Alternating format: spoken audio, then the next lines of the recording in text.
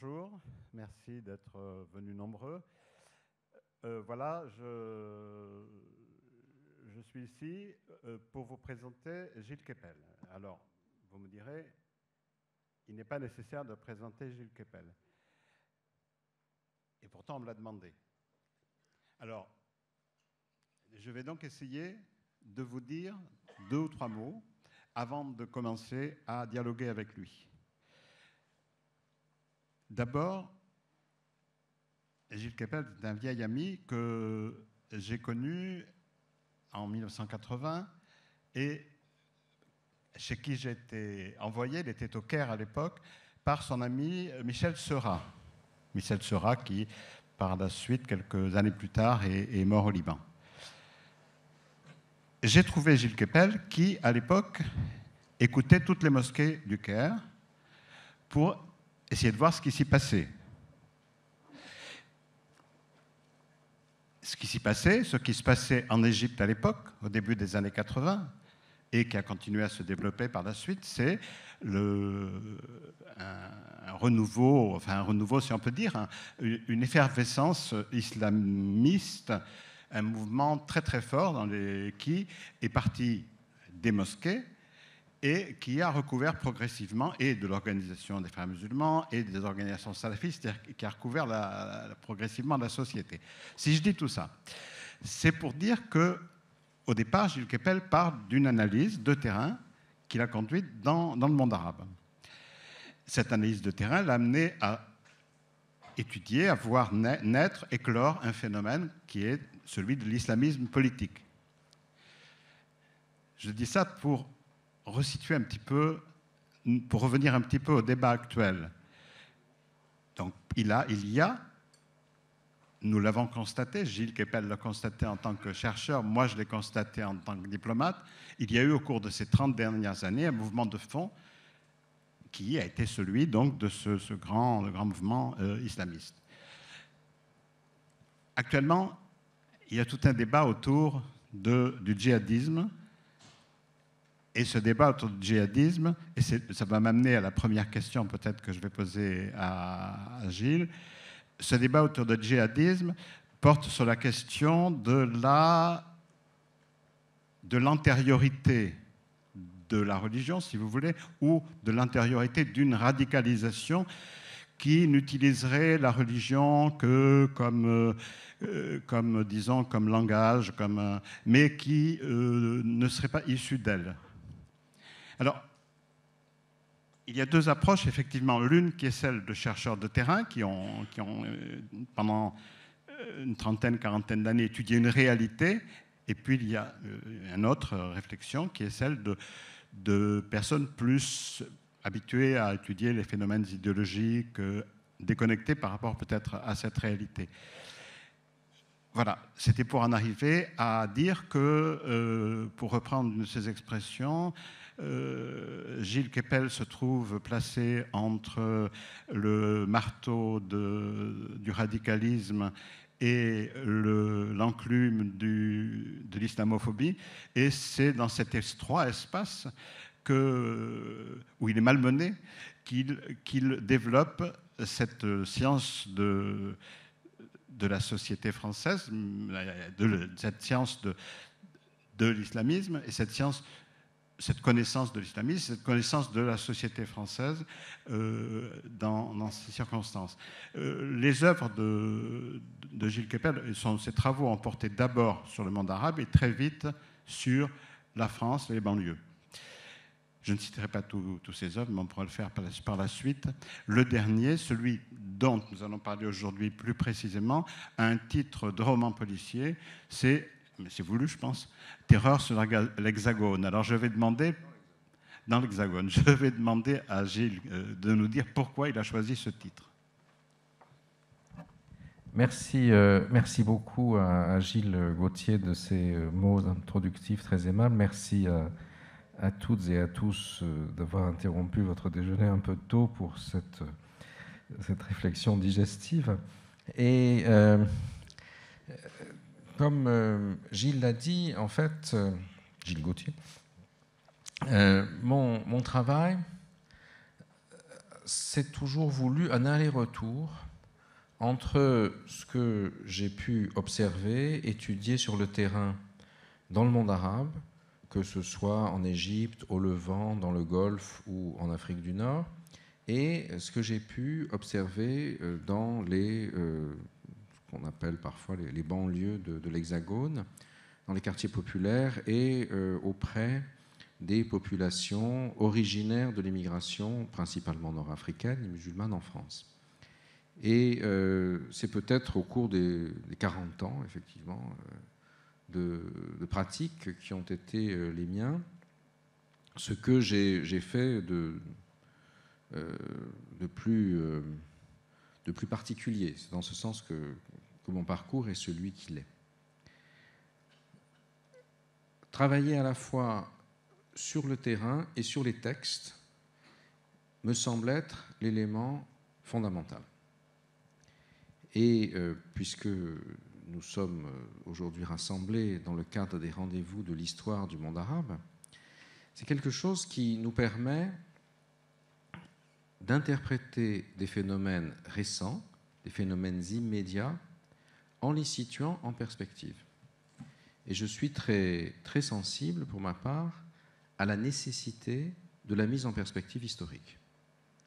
Parce que pour comprendre des phénomènes qui surviennent sans qu'on s'y attende nécessairement, pour les décrypter, sans parler de la façon dont on va y réagir et dont on va les traiter, dont les hommes politiques, les décideurs, les électeurs, à travers leurs choix, en ce qui nous concerne, vont les traiter, il faut d'abord arriver à comprendre comment on en est arrivé là. Et cela nécessite de prendre en compte plusieurs ordres de réalité, d'aller à la rencontre des individus sur le terrain, de recueillir leurs paroles dans des entretiens, par exemple, dans des enquêtes, d'écouter ce qui se dit dans le discours public. Alors, effectivement, quand nous nous sommes connus en Égypte il y a une quarantaine d'années, il n'y avait pas d'Internet, il n'y avait pas de Facebook, c'était un temps que les moins de 20 ans ne peuvent pas connaître. Et donc ça consistait essentiellement à aller écouter ce qui se racontait dans les mosquées, aller récupérer les tracts dans les universités, etc. Aujourd'hui, ça veut dire avoir, et puis aussi lire tout ce qu'on appelle le kutub al-safra en arabe, la littérature jaune, qu'on trouvait dans les bouquinistes de certains quartiers autour de la grande mosquée université Al-Azhar, rue de la République au Caire et ailleurs.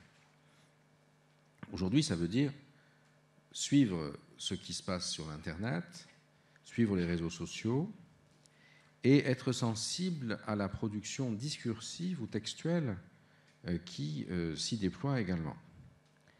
Et mettre en relation, justement, les phénomènes sociaux à proprement parler, les individus de chair, dans leur capacité ou non à se mobiliser pour tel ou tel objectif, et d'autre part, les doctrines, les idéologies qui se structurent par rapport à celles-ci.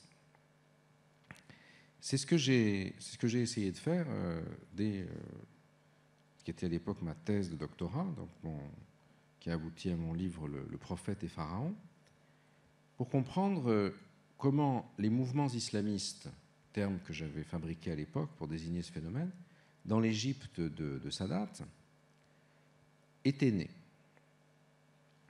En quoi on avait là la rencontre d'une idéologie, et en particulier j'avais identifié celle d'une espèce de Lénine, si j'ose dire, des frères musulmans, qui s'appelait Sayed Qutb, qui a été pendu par Nasser en 1966, et les processus sociaux et politiques qui avaient favorisé la pénétration de ces idées dans une partie de la jeunesse, et notamment dans la jeunesse estudiantine.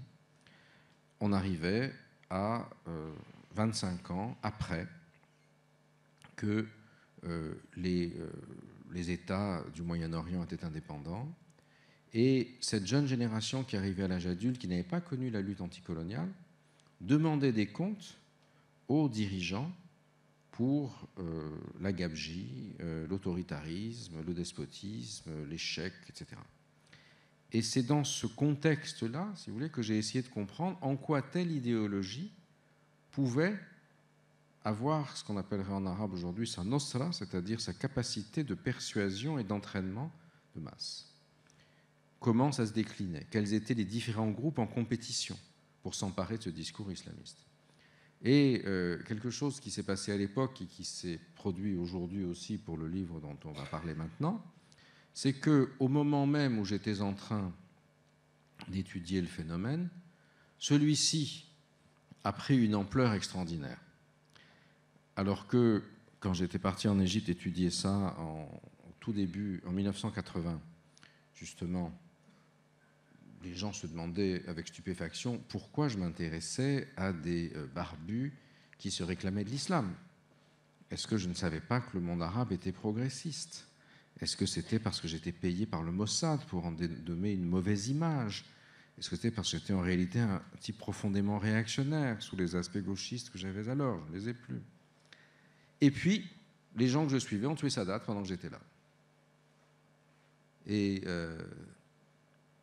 je me souviens de ce moment, très précisément, le jour de sa mort. La personne qui travaillait chez moi, la Sharala, l'employée, était partie vers 14h. Elle est revenue en courant, je ne sais pas ce qu'elle est, et elle m'a dit, je vais le dire en dialecte égyptien pour ceux d'entre vous qui le comprennent, et je le traduirai ensuite, Monsieur Gill, parce qu'on ne prononce pas le G en Égypte, on dit donc G. Monsieur Gill, سمعت في راديو البواب ضربوا الرصاص على السادات إن شاء الله يموتوه. Monsieur Gilles, j'ai entendu sur la radio du portier, on a tiré sur Sadat.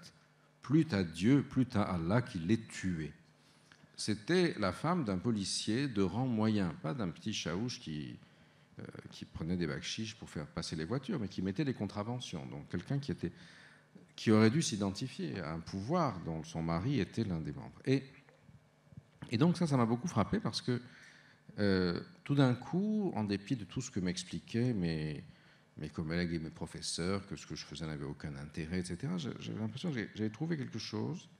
Et au fond, la réalité s'était insérée au milieu. Pour ce livre-ci, Terreur dans, et non pas sur l'Hexagone. Sur l'Hexagone, effectivement, ça ferait détective, mais dans l'Hexagone, c'est la description de la réalité, je vais y revenir dans un instant. Le 13 novembre, ce livre était presque terminé. J'étais en train de corriger les épreuves. J'étais en dehors de Paris, j'étais à Prague. Et est arrivé ce qui est arrivé le soir. Je suis rentré, bien sûr, d'Ardar le lendemain à Paris. Et d'une certaine manière, les événements du 13 novembre ont fourni au livre sa conclusion. Un peu comme l'assassinat de Sadat avait fourni à mon premier livre également sa conclusion. Et cela s'est produit alors même que j'avais essayé de reconstituer le processus par lequel, justement, s'était manifesté ce phénomène terroriste et djihadiste en France qui avait été présent à l'occasion des attentats de janvier 2015.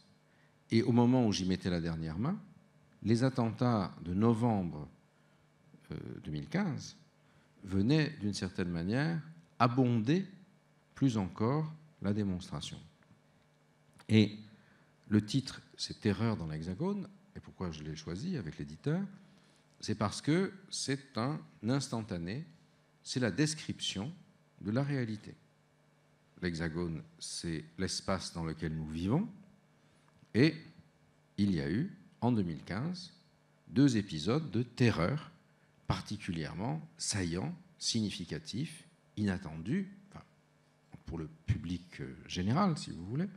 Et moi, mon travail, avec mes 40 ans de métier, si vous voulez, c'est d'en établir ce qu'est le sous-titre du livre, c'est-à-dire la genèse. Et ce livre est intitulé, sous-titré « Genèse du djihad français ». Alors, genèse du djihad français, ça peut sembler, je te rends la parole tout de suite, ça peut sembler oxymore. Djihad français. Ça ne va pas. En principe, le djihad, c'est quelque chose qui se produit dans des pays lointains. Il se produit en France.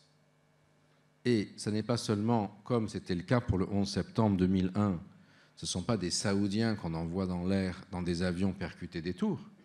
Ceux qui ont commis ces actes terroristes au nom du djihadisme, ce sont, pour le meilleur ou pour le pire en l'occurrence, des Français, quelle que soit leur origine.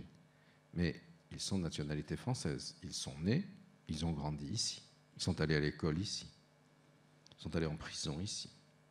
Ils sont peut-être passés par la Syrie pour certains d'entre eux ou revenus. Ils sont belges aussi. Et donc il y a cette espèce d'immense paradoxe qui m'a semblé devoir être élucidé par des méthodes qui sont à la fois celles de la mise en perspective historique, de l'analyse des textes et la prise en compte du contexte social de notre pays. Voilà, alors je voudrais revenir sur ce que j'ai un petit peu abordé en te présentant, sur ce débat qu'il y a dans les milieux universitaires au sujet des origines de ce mouvement djihadiste. Et donc, ces origines sont-elles dans une religion ou dans la façon dont cette religion est actuellement en crise, en travail, disons, en train d'accoucher quelque chose de nouveau qu'on ne connaît pas encore, ou bien est-ce que la connexion est très faible et donc il y a une radicalité qui de toute façon se serait exprimée, quel que soit le contexte religieux. Très bien. Oui, alors en fait, c'est le débat, enfin la controverse plutôt, qui oppose d'un côté Olivier Roy et ses épigones, et puis un certain nombre de chercheurs justement de terrain, et d'arabisants surtout, qui connaissent à la fois le terrain et les textes. Bernard Rougier, avec qui j'ai co-signé l'article qui a lancé la controverse dans Libération, et moi-même, et puis beaucoup d'autres. Quel est l'enjeu ? Olivier Roy a expliqué que ce qui se produit aujourd'hui, ce n'est que l'islamisation de la radicalité. Entre de la bande à Bader à la bande à Abaoud, il y a une continuité. Hier c'était rouge, aujourd'hui c'est vert, demain ce sera brun. C'est, si j'ose dire, kiff-kiff. Et ce n'est que superficiel. Tout ça, c'est du nihilisme propre à des transformations de la jeunesse, au passage à l'âge adulte, à des phénomènes de marginalisation sociale. Et, au fond, circuler, il n'y a rien à voir. On l'a vu ça il y a 30 ans, on le voit aujourd'hui, on le verra peut-être autrement sous une autre couleur. Je ne disconviens pas qu'il y ait des congruences entre ces divers types de mouvements. Et dans le livre, justement, j'ai par exemple observé comment les cassettes, les vidéos plus exactement, de propagande pour partir au djihad en Syrie, notamment l'une d'entre elles, celle qu'on trouve le plus fréquemment dans les procédures judiciaires à l'encontre de ceux qui partent ou qui sont revenus de Syrie, qui a été mise en ligne par un Sénégalo-niçois mort l'année dernière au djihad en Syrie, qui s'appelait Omar Homsen, et qui s'intitule 19HH, l'histoire de l'humanité, ressemble, par sa structure narrative, d'une manière très frappante, à ce qu'on peut voir dans le site d'Alain Soral, Égalité et Réconciliation, avec ce procédé qu'on appelle le mash-up, qui est un mot anglais qu'on utilise dans le slam, qui consiste à agréger des petits bouts d'éléments qui apparemment n'ont rien à voir et qui vont produire du sens. Par exemple, pour démontrer que le monde est créé et non pas n'est pas le produit de la théorie de l'évolution, on va faire passer des prédicateurs aux protestants. On met une image d'Albert Jacquard, qui n'a rien à voir avec ça, mais on s'en sert comme caution, et puis on produit du sens à partir de ce genre de choses. Et on voit la même structure narrative dans ces deux modes de fonctionnement, qui, l'une et l'autre, construisent des réductions identitaires de communautés qui vont se regarder en chien de faïence et qui s'opposent à un processus de raisonnement discursif. J'ai aussi cité dans le livre, par exemple, un courriel que m'envoie Carlos, bien connu depuis sa prison de Poissy, Carlos, ex-marxiste-léniniste, aujourd'hui converti à l'islam, et qui explique que les djihadistes sont en train de gagner la guerre psychologique contre l'Occident grâce aux égorgements, ce que lui-même avait toujours voulu faire, justement, à l'époque où il soutenait les organisations palestiniennes les plus radicales. Bien sûr, on est dans un monde où il y a toujours un certain nombre de schémas qui se ressemblent, mais la comparaison n'est pas la raison. Et surtout, ce qui est très important, ce qui est très frappant, c'est que le phénomène d'aujourd'hui a une dimension particulière. Un phénomène qui est ancré dans une transformation très profonde de nos sociétés, à la fois en interne et dans leur relation à leur environnement, notamment moyen-oriental et nord-africain, qui se structure autour de l'émergence en France d'une vision de l'islam, qui est celle à partir de laquelle va surgir ce djihadisme, une vision qui est minoritaire, bien sûr, mais qui a pour objet de prendre en otage les populations musulmanes, qui s'appelle le salafisme, qui vient du terme arabe salaf, qui veut dire les ancêtres, mot à mot, c'est-à-dire ceux qui sont censés, dans la tradition, avoir été témoins de la révélation du prophète Mohammed et qui peuvent s'en porter garant. Or, en islam, comme vous le savez, vous avez d'un côté l'inspiration qui vient du Coran, du texte sacré, qui est révélé par Dieu, mais qui est un texte qui est limité dans son ampleur textuelle et qui est, comme tous les textes sacrés, polysémique. Et pour l'expliciter, pour transformer ces versets en normes et en injonctions, à partir du IIe siècle de l'Hégire, c'est-à-dire du IXe siècle de l'ère chrétienne, la tradition musulmane a produit des dizaines de milliers de ce qu'on appelle les hadiths, c'est-à-dire les dits et les faits attribués aux prophètes qui ont également valeur de normes. Il y en avait une telle quantité, et ceux-ci avaient été produits par des individus souvent peu scrupuleux qui les avaient fabriqués pour servir leurs propres intérêts, que la tradition des oulémas, c'est-à-dire des docteurs de la loi de l'islam, a entrepris un travail de sélection et de classification de ceux-ci, retenant quelques milliers d'entre eux qui sont considérés par la tradition comme authentiques et d'autres qui sont de plus en plus faibles. Tout au long de l'histoire de l'islam, l'essentiel des populations et des écoles de pensée juridique musulmanes ont retenu ceux qui étaient jugés authentiques, laissant de côté ceux qui étaient faibles, à l'exception d'un groupe très restreint qu'on appelle le groupe salafiste, mais qui donnera le wahhabisme saoudien, les termes sont équivalents, si vous voulez, qui, lui, se méfie tellement de l'interprétation humaine, est tellement attaché à une vision littéraliste du texte sacré et de ses injonctions, qu'ils prennent la totalité des interprétations, y compris celles qui sont faibles. Des hadiths, pardon, y compris ceux qui sont faibles. Et c'est cela qui va complètement décontextualiser le texte coranique et que vous trouverez, par exemple, lorsque l'État islamique attaque les yézidis, réduit leurs femmes en esclaves, les vend, parce qu'on considère dans ces hadiths que les individus qui ne sont pas musulmans, qui ne sont pas non plus gens du livre, mais qui seraient polythéistes comme les yézidis, qui sont considérés comme tels, doivent, pour ce qui est des hommes, se convertir à l'islam ou être égorgés, et pour ce qui est des femmes, elles sont le butin légitime de guerre qu'on peut vendre à son gré, revendre, etc. Donc cette vision très, très rigoriste et qui est corrélée directement en fait sur l'augmentation de la rente pétrolière d'une certaine manière, a été ce qui a permis au régime de la péninsule arabique de construire une très forte légitimité. C'est ce qui leur a permis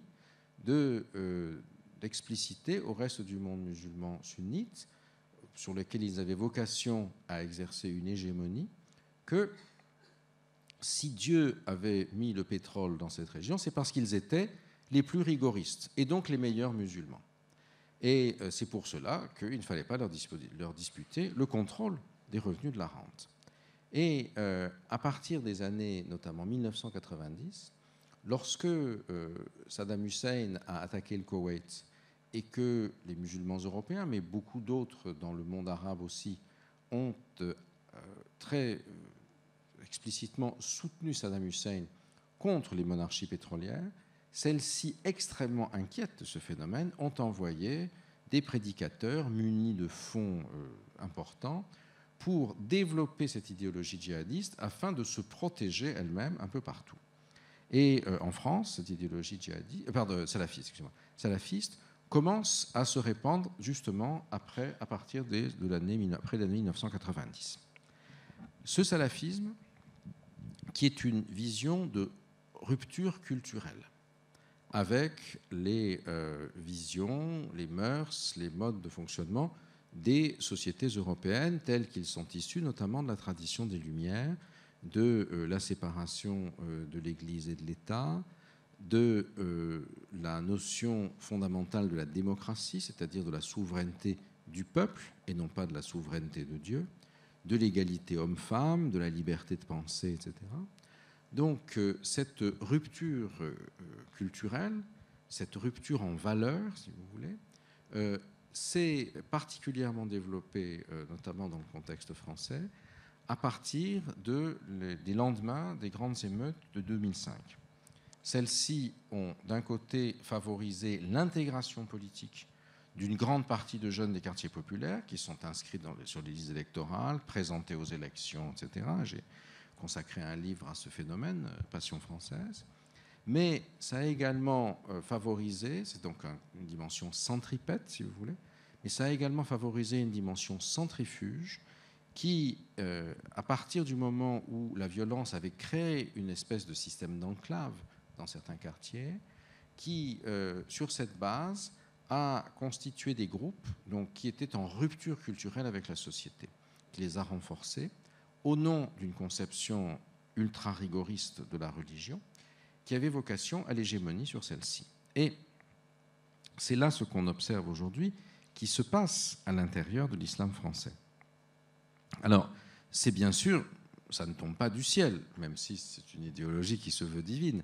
Si elle rencontre, si elle rencontre une réponse, c'est parce qu'il y a un terreau, voilà. T-E-2-R-E-A-U, et pas seulement T-E-2-R-O, si j'ose dire. Voilà. Et c'est là justement qu'il y a cette articulation qu'il faut arriver à comprendre. Et qu'est-ce que cette idéologie particulière a comme conséquence? Est-ce que c'est simplement la même chose que les 3 pelés et 2 tondus d'action directe en France? Pas du tout. Ça a une dimension beaucoup plus importante. Ça fait référence à une vision du monde qui dépasse très largement la société française. Ça plaque dans celle-ci un certain nombre de schémas. Et surtout, avec à la fois la mise à disposition des réseaux sociaux qui assurent une diffusion considérable à cette idéologie de manière très aisée, avec un phénomène très important qui est l'incubateur carcéral dans lequel cette idéologie s'est développée. Et aussi à la suite de l'effondrement des révolutions arabes et de la création à quelques centaines d'euros de billets d'avion de territoires dans lesquels des camps d'entraînement se sont mis en place, en Syrie, en Libye, au Yémen et ailleurs. Nous avons parcouru ensemble avec Gilles Gauthier, j'ai mentionné dans un autre livre, s'appelait Passion arabe, à l'époque de la Révolution, justement, avant que tout ça ne se produise. Eh bien, comment est-ce que la société française a été impactée par ce genre de phénomène? Comment ça s'est construit? Alors, du salafisme, qui est une idéologie qui n'est pas nécessairement belliciste. Le salafisme est une idéologie de rupture culturelle qui peut considérer que, d'une certaine manière, le quiétisme, c'est-à-dire la non-intervention dans le monde politique, est sa raison d'être. On est passé, après cela, à partir de ce socle de la rupture culturelle, à l'acte, c'est-à-dire à l'acte djihadiste. Tous les salafistes ne sont pas des djihadistes, il y en a beaucoup d'ailleurs qui condamnent le djihadisme, mais tous les djihadistes sont intellectuellement des salafistes, même si Olivier Roy et d'autres objectent, mais pas du tout. Il y a des gars qui sont superficiellement islamisés, qui sont devenus en 15 jours dealers, qui sont passés de dealers de drogue, de shit à Molenbeek à attaquants du Bataclan. C'est pas tout à fait vrai, parce que ceux-là sont passés en Syrie pendant un certain temps aussi, où ils ont été formatés intellectuellement et endoctrinés. Mais à la limite, ça n'a pas beaucoup d'importance, puisque même ceux qui commettent des actes délictueux, à partir du moment où ils se projettent dans une opération qu'ils perçoivent comme une opération héroïque et martyrologique, obtiendront, parce qu'ils subordonnent les moyens à la fin, la rédemption et le paradis, puisque l'essentiel, c'est de lutter contre les mécréants et de favoriser l'avancée du mouvement. Donc en ce sens, le phénomène, et je m'arrête, le phénomène a, me semble-t-il, une ampleur culturelle beaucoup plus considérable que ce que l'on pouvait avoir rencontré à l'époque, justement, des brigades rouges et autres. Et les brigades rouges, les gens d'action directe, n'allaient pas se faire exploser. C'est beaucoup plus. C'est une dimension. Il y a, même s'il y a des ressemblances, hein, et c'est normal, il faut comprendre la spécificité du phénomène, sans l'essentialiser, c'est-à-dire, il ne s'agit pas de dire c'est l'islam, non, c'est une bataille à l'intérieur de l'islam, c'est un Kulturkampf interne à l'islam. Et en même temps, il faut prendre en considération l'environnement social. C'est là toute la difficulté. Et c'est, d'une certaine manière, en faisant ce livre, c'était à peu près la même démarche que celle que j'avais dans Le Prophète et Pharaon, le premier livre que j'avais écrit en Égypte en 1980, sans imaginer que 30 et quelques années plus tard, le phénomène se produirait dans mon pays à moi. Oui, je voulais intervenir pour dire que le salafisme est une rupture par rapport à, disons, aux valeurs partagées en France, mais c'est surtout une rupture considérable par rapport à un monde arabe qui était en voie de sécularisation rapide et qui a été complètement, disons, envahi par de nouvelles idées. Et la manifestation la plus évidente, la plus visible, c'était bien sûr une manifestation vestimentaire qui, elle, était tout à fait visible entre les photos des universités d'Égypte dans les années 50 et celles des universités d'Égypte dans les années 90. Il y a une très grande différence. Le monde arabe a été complètement disons, transformé par cette espèce de vague de fond. Il faudra peut-être revenir tout à l'heure, je ne sais pas si on aura le temps là-dessus, sur la fin éventuelle de ce phénomène. Mais je voulais en venir à ce contexte européen, français, et aux conditions qui ont permis que ça prenne, que le mouvement prenne. Et alors là je pense qu'il est intéressant d'aborder la question sociale et ce qu'on appelle l'héritage du colonialisme, le fait qu'il y a des comptes à régler qui sont de vieux comptes, qui sont les comptes pour ce qui est du Moyen-Orient, du partage du Moyen-Orient, par les accords Sykes-Picot dont nous allons célébrer ou commémorer plutôt l'anniversaire de centenaire bientôt. Et puis aussi donc de la relation coloniale entre la France et ses différentes colonies qui ont été le terrain sur lequel tout cela s'est produit. Et là aussi c'est parfois un sujet de polémique aussi au sein de l'université. En effet, c'est un élément important. C'est pas le seul. Hein. C'est un élément important et je vais en donner deux preuves. Le cessez-le-feu de la guerre d'Algérie advient le 19 mars 1962, comme vous le savez.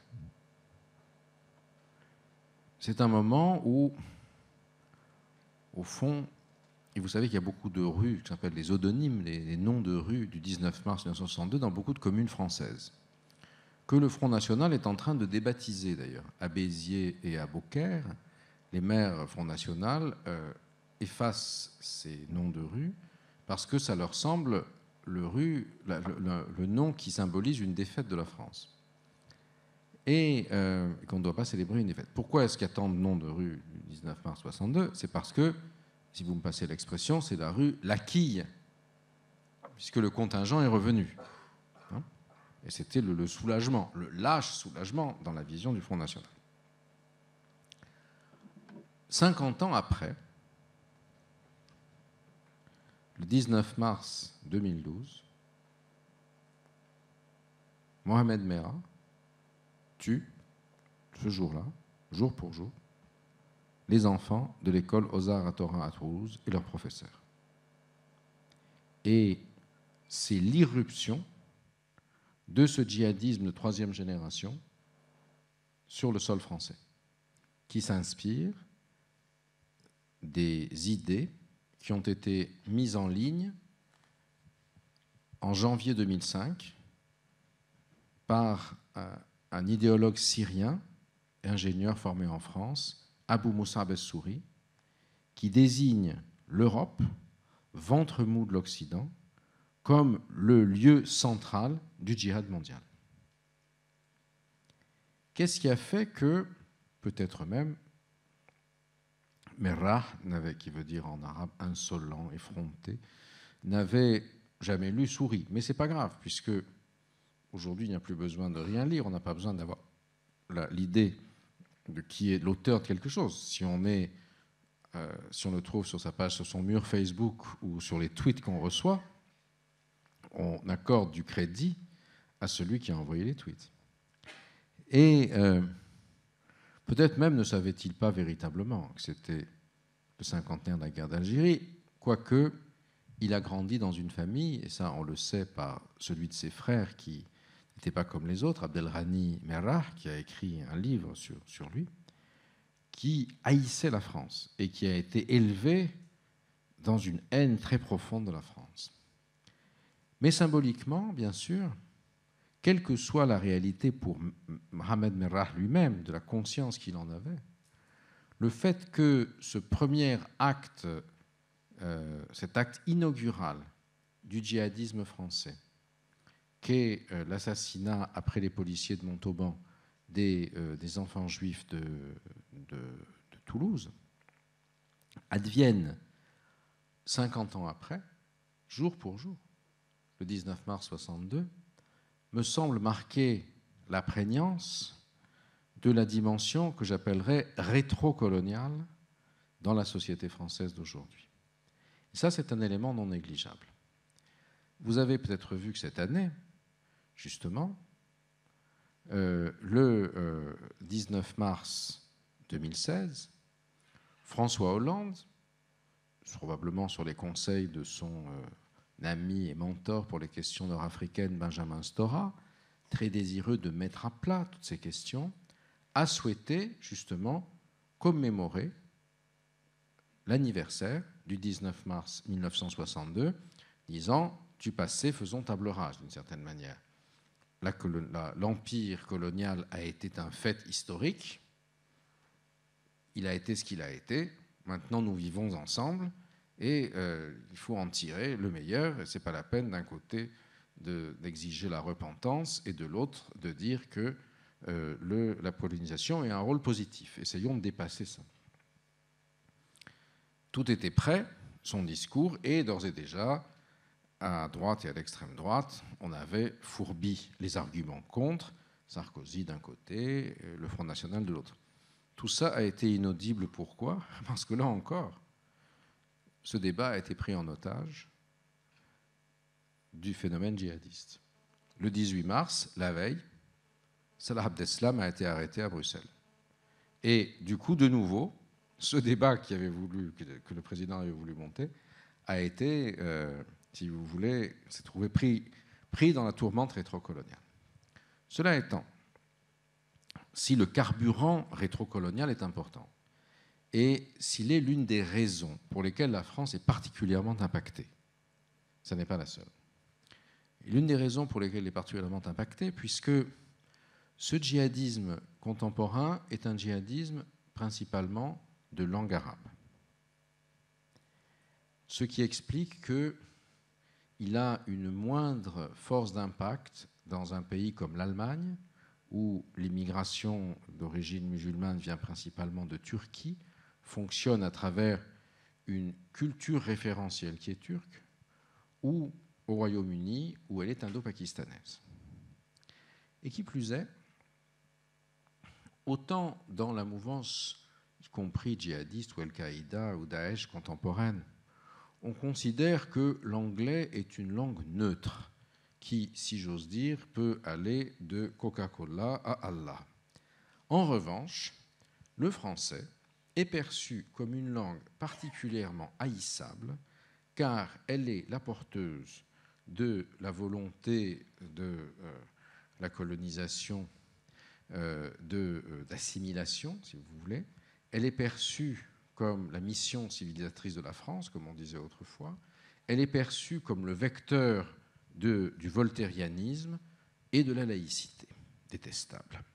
Et une grande partie de l'islamisme nord-africain le plus radical a considéré que le combat contre la langue française était un enjeu essentiel. Ce qui n'était pas le cas, par exemple, au Pakistan contre la langue anglaise.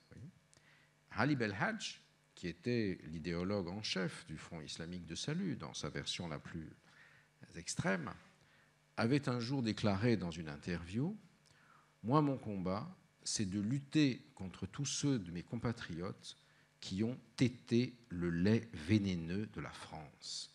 Expression très significative. Et aujourd'hui, pour un certain nombre de ces jeunes qui ne sont plus de langue arabe ou qui possèdent un arabe rudimentaire, un peu de dialecte parlé avec les parents, et qui sont pris dans une démarche salafiste, et qui plus est encore, après dans une démarche djihadiste.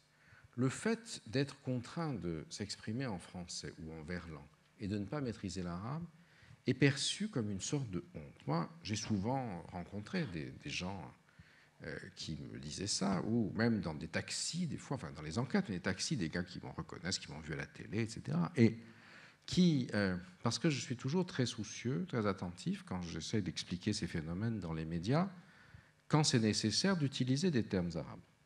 Et c'est pourquoi je suis très désolé que les études arabes soient dans un état de délabrement aussi avancé en France, parce que pour comprendre ce qui se passe aujourd'hui, il faut comprendre le référentiel arabe.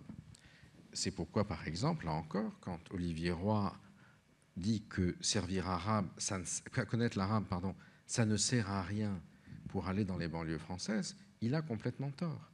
Pourquoi a-t-il tort ? Bien sûr, la plupart des jeunes parlent français, mais pour ceux qui s'engagent dans ces mouvements, c'est le référentiel du salafisme en arabe qui est important. Et on le voit même parmi les convertis, à la façon dont la langue qu'ils commencent à parler est une langue qui de plus en plus, outre qu'elle est farcie de Inch'Allah, Alhamdoulilah, etc., on voit des expressions qui sont forgées à partir d'un décalque de l'arabe. Par exemple, je le cite dans le livre, un converti du Sud-Ouest, qui avait été, avant de mourir dans un attentat suicide ou une opération martyre, comme vous voudrez, à Homs, dans les rangs de Daesh, donc, est paradé sur une vidéo par Daesh. C'était en 2013, au moment où, 2012 ou 2013, je sais plus, au moment où la plupart allaient dans Jabhat al-Nusra et Daesh voulait montrer sa mission. Et donc, il dit avec un très fort accent du Sud-Ouest, à la fin de sa vidéo, donc, il exalte, il encourage les musulmans de France à venir rejoindre Daesh et combattre en Syrie. Il dit, bon, et pour finir, je voudrais passer un message à M. François Hollande. Oh, François Hollande, convertis-toi à l'islam, désavoue-toi d'avec les Juifs et les Américains, sauve ton âme du feu de l'enfer. Et désavoue-toi d'avec les Juifs et les Américains. C'est incompréhensible pour Olivier Roy, parce qu'il ne comprend pas que derrière, c'est ce ce qu'on appelle en arabe le concept del wala wal bara'a, c'est-à-dire l'allégeance exclusive aux oulémas de la tradition la plus salafiste, la plus rigoriste, ou le bara'a, ça veut dire le fait mot à mot de s'innocenter d'avec, c'est une expression, mauvaise traduction, qui veut dire ne rien avoir avec, coupe tous les liens avec ceux qui sont pas dans la tradition salafiste. Et donc, ce qu'on les salafistes appellent notre doctrine, c'est l'allégeance et le désaveu. Vous voyez ? Et donc là, on voit bien comment, pour comprendre comment cela se met en place, il y a aussi cette dimension. Alors la dimension sociale à laquelle tu as fait allusion, mais ça, bon, il me reste quelques minutes et vous pouvez toujours regarder ça bien sûr, oui. Dans le livre, que je me ferai un plaisir de vous dédicacer si vous le souhaitez. Je crois que ça a un lien aussi très fort avec la façon dont s'est construit l'islam en France, puis l'islam de France, au cours des dernières décennies. On a dans un premier temps ce qu'on pourrait appeler un islam des darons, des pères, et de la soumission d'une certaine façon, co-gérée avec les États d'origine entre, disons, 1973 à peu près et 1989. La sédentarisation des populations originaires de l'immigration, dans le pire moment, la sédentarisation aléatoire, quand il y a la crise économique, le chômage, l'augmentation du prix des hydrocarbures, la transformation du modèle économique et les travailleurs immigrés qui se retrouvent sans emploi, mais qui vont faire venir leur famille, parce qu'ils n'ont pas l'idée de ce que le chômage va durer pour l'éternité. S'ils partent, ils savent qu'ils pourront pas revenir, ils décident la sédentarisation dans les pires conditions. À cela succède une deuxième génération de à peu près 1989 à 2004-2005, qui est celle où on va voir l'islam de France être entraîné, sinon dominé, par des frères musulmans et les blédards, c'est-à-dire des étudiants venus d'Afrique du Nord ou du Levant et de sensibilité frères musulmans, et qui vont autour de l'UOIF s'adresser davantage à la jeunesse et construire une logique communautaire visant à négocier au nom d'une communauté islamique sur laquelle ils auraient l'hégémonie avec les pouvoirs publics en France. L'irritant principal, ce sont les affaires de voile dans les écoles. Ça aboutira aux recommandations de la commission Stasi prohibant le port des signes religieux ostentatoires, ce qui va, d'une certaine manière, casser le levier de l'UOIF à ce moment-là. Et puis, surtout, ça sera marginal à partir des émeutes, des grandes émeutes de 2005, qui ne sont pas du tout contrôlées ou dans lesquelles l'UOIF est très une mouche djihadiste qui nous attaque là, et par l'UOIF, qui au contraire essaie de faire une fatwa pour les arrêter, mais ça ne marche pas. Et cette troisième phase, qui est celle d'aujourd'hui, c'est celle dans laquelle les enfants des darons, justement, les jeunes, issus de l'immigration, pour lesquels, pour une grande partie d'entre eux, il y a une intégration politique qui se produit, comme je l'ai mentionné, mais aussi des difficultés sociales gigantesques, un sentiment de marginalisation par rapport à la société. C'est dans ce contexte-là qu'une logique de rupture salafiste en valeur va se faire jour. Quand les enseignements que vous recevez à l'école ne se traduisent pas par la possibilité d'ascension sociale ni d'entrée sur le marché du travail, il peut arriver que vous rejetiez, tel le bébé avec l'eau du bain, à la fois des savoirs inutiles et les valeurs qui les cautionnent. Et la preuve, d'une certaine manière, la plus étonnante de tout ça, c'est que l'un des principaux réseaux djihadistes présents dès 2005, c'est ce qu'on appelait la bande djihadiste des Buttes-Chaumont, des gens qui s'étaient connus ensemble à l'école communale de ce quartier de Paris, autrefois célèbre depuis l'époque de la Commune, quartier populaire depuis toujours, dont les frères Kouachi sont issus, dont Ferid Benyetou était le prédicateur, cet infirmier qui, après avoir fait son temps en prison, cet élève infirmier accueillait paradoxalement à la Salpêtrière les blessés des attentats de janvier, et dont Boubacar al-Hakim, l'un des Français ou franco-tunisiens les plus gradés dans Daesh, qui a revendiqué notamment l'assassinat de Mohamed Brahmi, le député de Sidi Bouzid, et de Chokri Belaïd, l'avocat et intellectuel laïque tunisien, et qui donc aujourd'hui publie ça dans Dabek.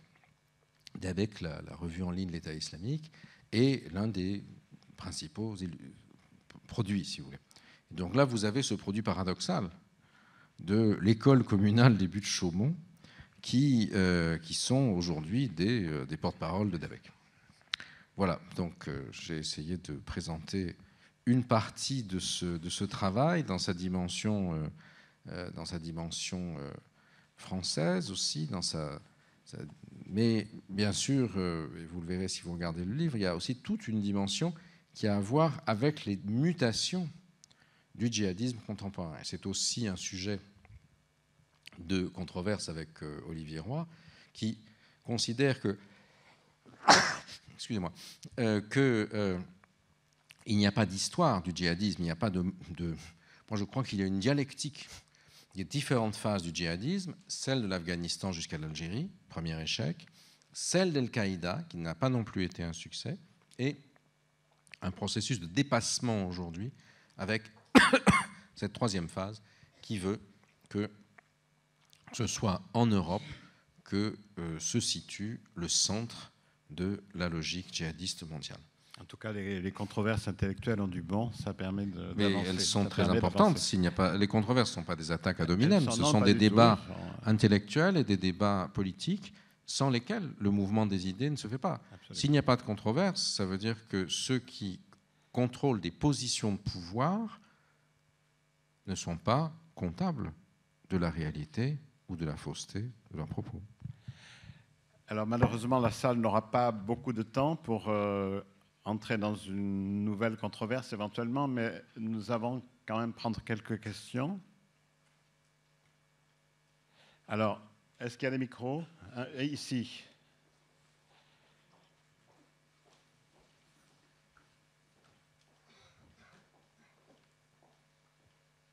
Bonjour.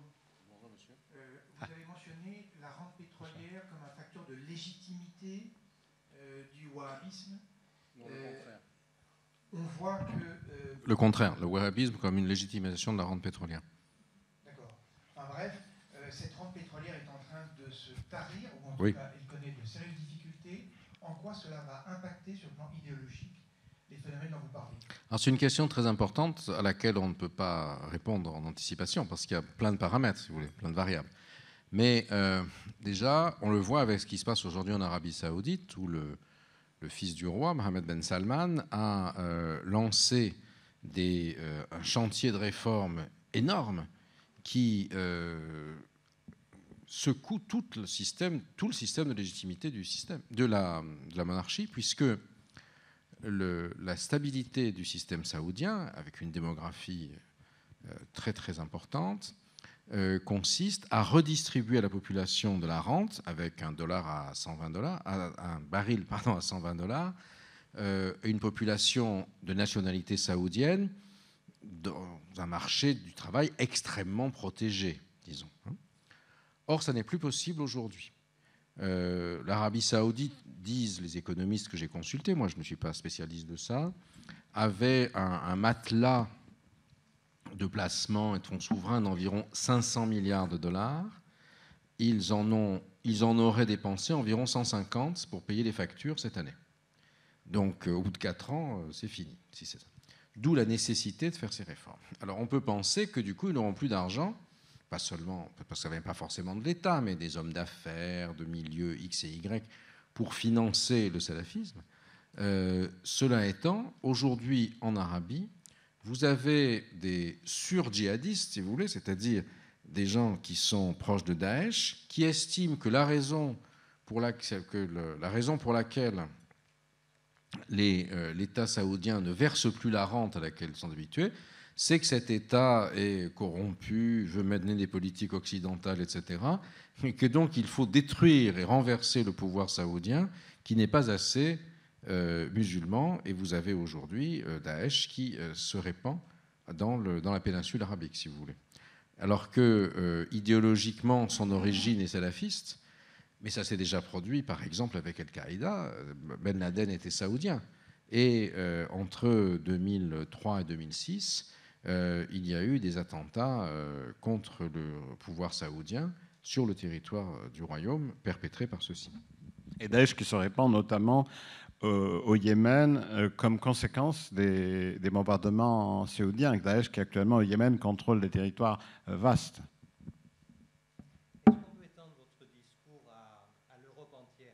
En d'autres termes, est-ce que vous avez, Gilles Kepel, un équivalent en Espagne, en Italie, en Allemagne, en Belgique, des gens qui s'intéressent de la même façon autant que vous, qui sont allés sur le terrain pour étudier ce genre de problème autant que vous? Je suis ce matin même revenu de Zurich, où j'ai fait des conférences hier et avant-hier. C'est un sujet qui suscite énormément de questions dans ces pays également. Alors, comme je l'ai brièvement indiqué tout à l'heure en réponse à Gilles Gauthier, il y a une spécificité française qui la rend particulièrement poreuse, hein, à la fois linguistique et idéologique. Mais qui va aussi se produire en Belgique, par exemple, hein, en Belgique notamment francophone. Mais le phénomène, tel qu'il a été pensé par Abou Moussa Abessouri dans ce texte posté en ligne en janvier 2005, l'appel à la résistance islamique mondiale, il ne désigne pas spécifiquement la France, mais l'ensemble de l'Europe, selon lui. Et des attentats se sont produits auparavant, aussi bien dans cette même logique, il y a eu au Danemark, en Hollande, en Angleterre, en Espagne, etc. Et la cristallisation sur la France est due aussi au fait que la France, dont on dit qu'elle n'exporte pas grand-chose, est, comme vous savez, aujourd'hui le premier exportateur de djihadistes européens. Donc ceux-ci reviennent plutôt... Voilà, sont les Belges en termes relatifs, oui. Et paradoxalement, si vous voulez, la France est aussi un pays dans lequel la dimension pyramidale, si vous voulez, de la société, l'énarchie dominante, fille de la monarchie absolue, et son modèle font que... Si vous n'avez pas passé les bons concours à un bon moment dans votre vie, vous aurez beaucoup plus de mal à entrer sur le marché du travail que dans des pays qui ne sont pas sous ce modèle, comme l'Angleterre ou l'Allemagne, par exemple, où l'expérience est très valorisée, pas uniquement les peaux d'âne. Et donc, tout ce que notre système napoléonien maintient à l'extérieur du marché du travail, c'est aussi ça nourrit le terreau dont parlait Gilles Gauthier, et qui est un des arguments qu'a utilisé par exemple Emmanuel Macron dans les diverses controverses qu'il y a eu à ces propos. En Belgique, ça semble être le contraire absolu. En Belgique, il n'y a pas d'État. Il y a des Wallons et des néerlandophones qui se tirent la bourre. Et vous avez du coup une société qui est déjà communautarisée linguistiquement. Moi, j'ai lancé ce livre en Belgique à Molenbeek, à partir du centre social de Molenbeek, qui est une enclave riffaine, totalement. À côté, vous avez Schaerbeek, où a été arrêté Abdeslam. Enfin non, il était d'abord coursé puis arrêté à Molenbeek. Schaerbeek est une enclave à peu près, enfin dans une très grande partie de la ville, turque. Et donc vous avez finalement, dans une société qui est déjà communautarisée, la possibilité de construire des systèmes d'enclaves. Et la Belgique, du fait de la faible intégration de ses services de renseignement, de ce qu'on appelle le millefeuille belge, a fourni un sanctuaire exceptionnel aux djihadistes. Ils ont dû passer à l'attaque contre la Belgique, ce qu'ils n'avaient pas du tout envie de faire, le 22 mars, parce que le réseau était en train d'être découvert. Et il a fallu faire un baroud d'honneur en menant des opérations suicides, mais qui n'était pas du tout ce qui était originellement pensé. L'idée, c'était de revenir en France, mais ce n'était plus possible. Donc vous voyez, vous avez en fait des systèmes de causalité qui peuvent être assez différents dans leur fondement. Le modèle français et le modèle belge sont assez opposés. L'un est pyramidal et jacobin, napoléonique, l'autre juxtapose des communautés. Mais finalement, le salafisme djihadisme a cette porosité de pouvoir s'adapter à l'un et à l'autre. Peut-être encore deux questions. Oui, il ne vous a pas échappé que Ranouchi de Nahda a écrit un article dans Le Monde il y a 2 jours, je crois, disant qu'il allait séparer la référence islamique de son parti. Voilà, quel commentaire vous faites de cette annonce et qu'est-ce que ça va changer dans le rapport de l'islam au pouvoir, tout simplement? De l'islam au pouvoir, je n'en sais rien. En Tunisie, c'est évidemment important. Ça se fait à l'occasion du congrès de Nahda, auquel il m'avait d'ailleurs invité, mais je n'ai pas pu y aller. Et ça s'inscrit dans une évolution d'une partie du mouvement Nahda aujourd'hui, que j'ai suivi d'assez près. J'ai vu Ranouchi, justement, quand j'étais en Tunisie la dernière fois, il y a 2 mois, je crois 2 mois et demi. Et je pense que Ranouchi et son mouvement sont le produit d'une classe moyenne tunisienne qui est désireuse, tout en ayant une forte prégnance religieuse et croyante, de s'inscrire dans le mouvement d'une modernité qui conserve un espace public qui n'est pas complètement islamique, si vous voulez. Et paradoxalement, Ranouchi aujourd'hui est en train de prendre une orientation qui est le contraire de celle d'Erdogan. Autrefois, les Américains considéraient que la Turquie, c'était le modèle de compatibilité entre la modernisation et l'islamisme conservateur. Aujourd'hui, on voit que l'AKP turque va dans une logique de plus en plus autoritaire qui finalement en fait une sorte de kémalisme religieux d'une certaine façon, alors que Nahda, du fait des spécificités de la société tunisienne, me semble-t-il, s'inscrit dans ce processus, et Nahda, d'une certaine manière, est aujourd'hui dans la cogestion du pouvoir avec Béji Caïd Essebsi. Oui, bonjour. Bonjour. Vous avez évoqué la fin du djihadisme. Est-ce que vous pouvez nous en dire un peu plus sur les pistes que vous avez envisagées? La fin du djihadisme, je ne m'y serais pas risqué comme tel. Il m'a semblé que si l'on compare les attentats du mois de janvier et du mois de novembre, autant ceux de janvier suivent à la lettre les injonctions qui figurent dans le texte de Abou Moussa Bessouri, c'est-à-dire viser des apostats, entre guillemets, c'est-à-dire des mauvais musulmans, entre guillemets aussi, puisqu'il faut bien voir que le salafisme et le djihadisme, c'est surtout d'abord une guerre à l'intérieur de l'islam, pour obtenir l'hégémonie sur celui-ci. Pour viser les islamophobes, entre guillemets, ce sera Charlie Hebdo, et les juifs sans guillemets, malheureusement. Le résultat de tout ça, c'est que lors des grandes manifestations du 11 janvier, qui rassemblent énormément de monde, plus que jamais en France, néanmoins, vous avez un clivage. Vous avez ceux qui disent « je suis Charlie », puis ceux qui disent « je ne suis pas Charlie », qui tapent des pieds dans les collèges et les écoles et les lycées, disant « c'est bien fait, chah !» pour ceux qui ont tué, pour ceux qui ont caricaturé le prophète. Le 13 novembre, ce n'est pas la même chose. Le 13 novembre, l'hubris, si vous voulez, de l'État islamique et de son mouvement, qui confie finalement à des malfrats qui ont une vision politique assez limitée, la mise en œuvre et une large partie de la conception des attentats, tue tout le monde, de manière non discriminée. Bien sûr, on pense au Bataclan et au café, mais les attentats devaient commencer par un massacre au Stade de France. Je suis souvent en prison, pas assez, selon certains de mes collègues, il faudrait certainement que je n'en sorte plus. Mais j'y suis quand même, pour l'instant j'en sors, et notamment pour discuter avec des détenus.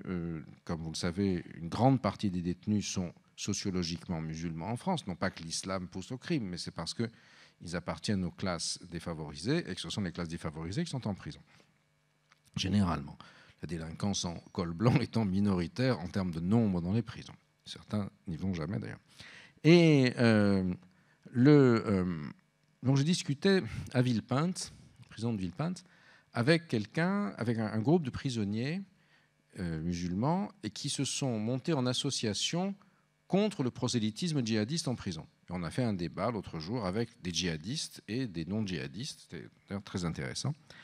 Et justement, le fait, contrairement à ce que croit Roy, de connaître l'arabe et de pouvoir débattre sur le référentiel arabe que vont utiliser les djihadistes pour essayer de convaincre les autres, et le fait qu'il y a un gaouri, comme ils disent, un type comme moi, un kafir, au milieu pour débattre avec eux, c'était quelque chose qui déstabilisait assez profondément les djihadistes. Bon, bref, parmi ceux qui ne l'étaient pas, djihadistes, il y en a un qui me raconte le 13 novembre. Donc le 13 novembre, ils sont en prison. À 7 heures, la lumière, on éteint la lumière. Les gens sont tous sur BFM. Et il dit, et on voit, on apprend. Il dit, bon, j'essaie d'imiter un peu sa manière de parler. Ouais. On a vu les gars au Stade de France, ils ont fait que les bombes, mais c'était des barjots, ces gars. Il y avait mon frère qui était au Stade de France. Il y avait mon cousin, il y avait les copains de la cité. C'était qui ces mecs-là? Et donc l'incapacité à s'identifier, si vous voulez. Le mouvement djihadiste veut en même temps sidérer l'adversaire, le détruire, lui imposer le dommage maximal, et en même temps, il faut qu'il recrute des sympathisants. Et s'il ne le fait pas, c'était déjà le même échec en 1997 en Algérie, quand le GIA était complètement isolé, quelles que soient les raisons de son isolement. Il ne voyait plus que des apostats et des mécréants, des murtad et des kuffars, et au fond, il n'a pas réussi à mobiliser les gens, à mobiliser les masses, à faire basculer la société. Et à ce moment-là, la violence utilisée par les djihadistes se retourne contre eux. Voyez ? Alors, il y a encore plein d'autres variables qui entrent là-dedans. Mais il me semble que si on regarde si on compare janvier et novembre, pour les attentats, on voit bien que le logiciel s'est dégradé, que la mise en œuvre, et ça, bon, on n'a pas le temps d'en parler, parce que j'explique longuement dans le livre comment les différentes générations de djihadisme fonctionnent de manière différenciée, y compris en termes organisationnels. La troisième génération, celle d'Abou Musab al-Souri, par opposition à la deuxième, celle de Ben Laden, qui est pyramidale, qui est léniniste, si vous voulez. La troisième est beaucoup plus, elle fonctionne à partir de réseaux, de rhizomes, pour ceux d'entre vous qui ont connu la philosophie de Gilles Deleuze. Et Souri dit en arabe, cette fois-ci, donc je traduis pour Olivier Roy, in absentia, Nizam la tanzim, c'est-à-dire c'est un système et non pas une organisation. On délègue finalement à la base la mise en œuvre des opérations. Bon, d'accord, mais encore faut-il que ceux qui le font soient capables de penser politiquement. Et cette espèce de populisme, si j'ose dire, qui fait qu'un Abaoud va être celui qui met en musique les attentats de Paris, bah, au fond, ce n'est pas comme le 11 septembre, si vous voulez, ça n'a pas la même efficience politique. Voyez ?